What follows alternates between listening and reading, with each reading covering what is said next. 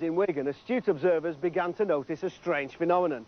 Every Saturday night, between 2,000 and 3,000 devotees dressed in strange garb to indulge in bizarre collective ritual. It had nothing to do with the Freemasons, nor was it a fast-growing religious cult. Although, now I think about it, it probably was. They were all fanatics of Northern soul, an underground working-class passion fueled by vinyl rarities from the States. The high church of Northern soul was Wigan Casino, which burnt down 15 years ago. But high-profile endorsements from Mick Hucknall and Edwin Collins and magazines like The Face and Arena have helped revive the dwindling congregations. Here's a film about it. So don't forget, it's tonight, Blackburn, the King George's Hall is the venue, and Northern Soul on the menu, bringing back memories of Blackpool Mecca, Wigan Casino, the Ritz, Varvar's in Bolton, and all those magical memories from the world of Northern Soul. And don't forget, bring all those memorabilia bits and your dancing shoes. The King George's Hall in Blackburn tonight.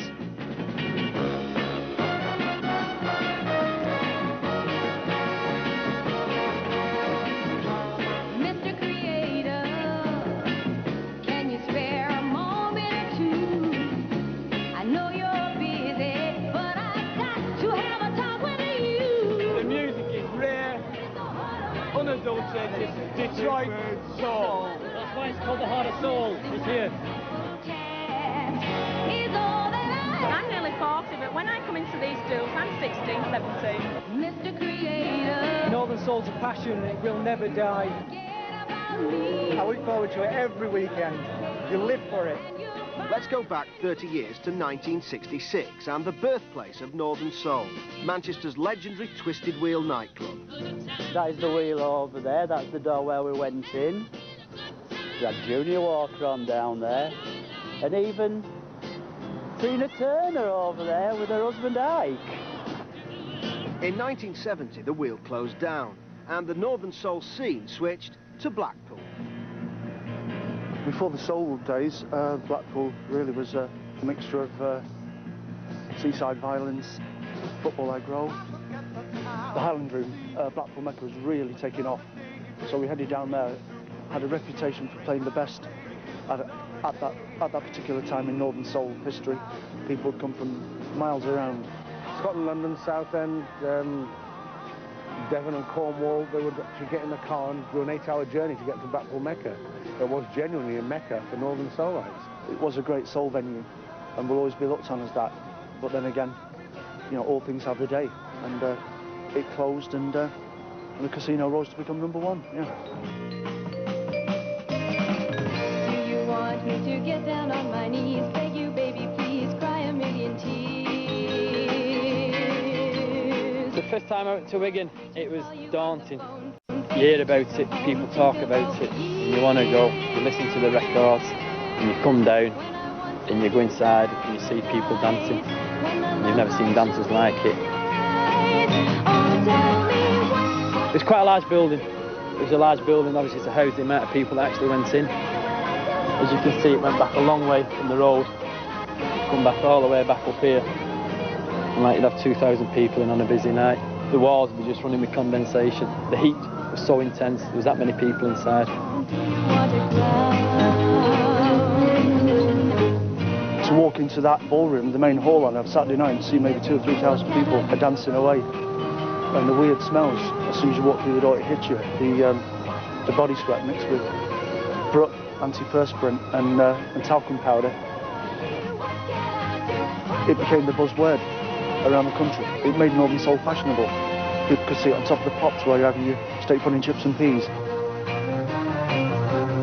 Everything that's synonymous with Wigan was the baggy trousers, what they call the Spencer bags, which a lot used to wear, that were quite broad-bottomed, and were like associated with the Northern Soul scene in a big way.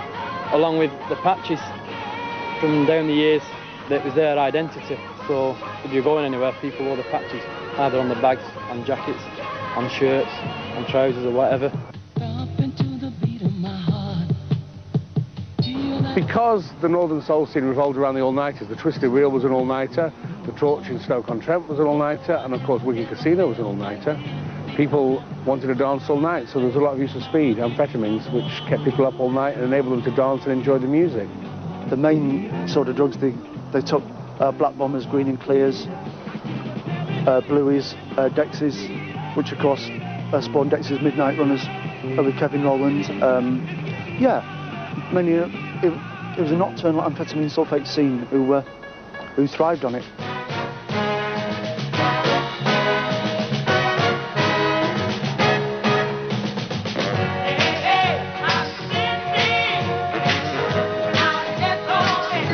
The inside of the club would be absolutely buzzing.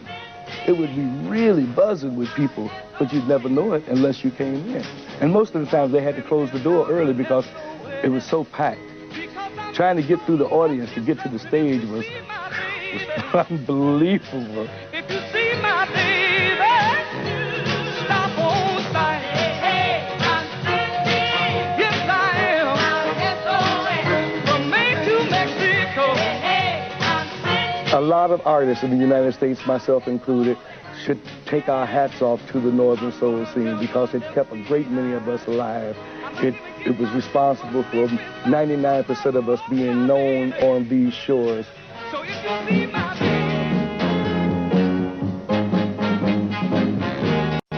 By that stage, the Northern Soul scene blossomed into an overground thing. The whole media in London were taking interest in it. Radio 1 did a whole feature on it. I compiled an album which went to number 11 on the pop charts, full of Northern Soul favourites. At that point, it became very big business. Ian Levine was not only probably the most important DJ when I was getting into the music, but he was the only DJ that paid regular visits to the States. He used to be out in Florida every 3 months, and he would bring back thousands and thousands of records. When English people started going to America and looking for Northern Soul, there was a vast pile of dusty ghetto singles lying below the surface, just waiting for someone to cherish them and love them. And that's what's happened with the Northern Soul scene. In many ways, the people in England have become the guardians of lost American soul music. The Northern Soul fan is wanting something a bit more. And that was the strength of the clubs like Wigan and Mecca and the Wheel. They wanted to hear something more than they would hear at the normal disco. The love affair with rare records and Northern Soul fans is one of collectability from a lot of them. Another facet is obviously just hearing them to dance to. But the collecting side of things has really blossomed. Northern Soul, on average, is a 10 to 15 to 25 pound exercise for an original. But there are very good Northern Soul records you can find for £5, still on original. But ultimately, the very rarest Northern Soul are worth thousands of pounds each, for which the money doesn't really reflect how very rare they are. In fact, I would concede that a £4,000 single could actually be a bargain. The most valuable record, without a shadow of a doubt, would be Frank Wilson, Do I Love You. It's a 2-copy only record that even Motown don't own. And for that reason, I would value that item at probably approaching £10,000. And here is the £10,000 soul record, Frank Wilson, Do I Love You.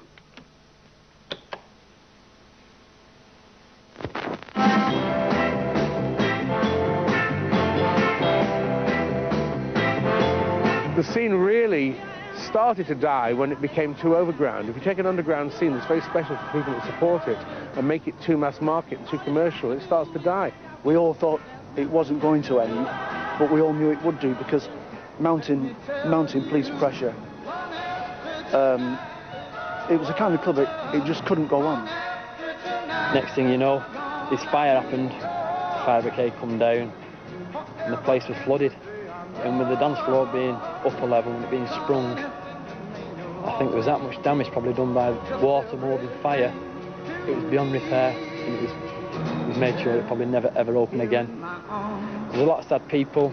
Some people managed to get hold of the dance floor.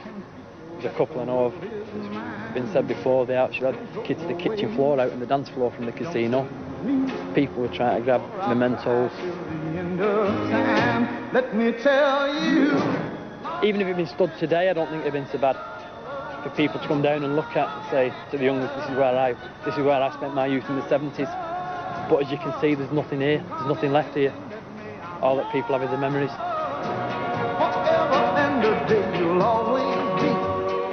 But I tell you, when that place closed, Northern Soul almost died on its feet. It really did. A lot of people became broken-hearted, disenchanted, or whatever you want to call it. Today it's going back full circle to a lot of slower music, like they class them as beat ballads. It's slowed down. I think as people have got older, I think a lot of DJs have probably realised that when you're getting into 35, 40, 45, you can't dance around the dance floor at 100 mile an hour anymore. 30 years on from the wheel, Northern Soul, although we'll never recreate those thousands and thousands of people attending an all-nighter on a weekly basis, is back on a very, very steady course and seems to be winning new friends all the time. I think you can't keep a good type of music down. I've said it before, it's like good red wine. It probably gets better with the years. It's important historically to look at the fact of the influence that the Northern Soul scene's had on contemporary pop hits over the last 10, 15 years anyway. I mean, acts like Soft Cell did Tainted Love, which was an old Gloria Jones song, and took it to #1. Basically, remember this, that as an influential force, you're talking about music that failed in the first place. It was saved by a generation of music fans, not by a generation of record executives. Probably Northern Soul has lasted as long as it has because it hasn't been interfered with. Okay, no one has tried to make it be something that it don't want to be. Okay, Northern Soul is Northern Soul. That is it. That's the black and white of it. I think it'll come again. I think it'll be bigger than Wigan. It'll come and it'll just be massive. It'll just blow everything else away.